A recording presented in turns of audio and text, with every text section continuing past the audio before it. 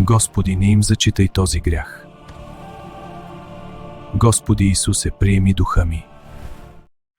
Прошката тя е върховният белег за това, че човек е достигнал зрелостта и пълната възраст на Христовото съвършенство.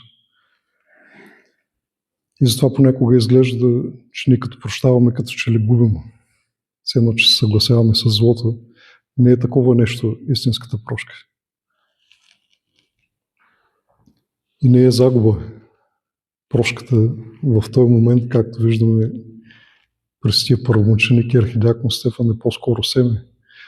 И докато падат камъните върху него, но ето там е стоял Савел. И молитвите на тия първомученик и архидиакон Стефан са попадали върху него, плода на неговите молитви. Прошката ражда апостоли. И когато ние сме в такава трудна ситуация, прошката не е някаква алтернатива. Тя по-скоро е белег, че ние сме Христови. И ако сме Христови, няма да се чудим да простим ли или да не простим, а как да стоим в Христа в този момент.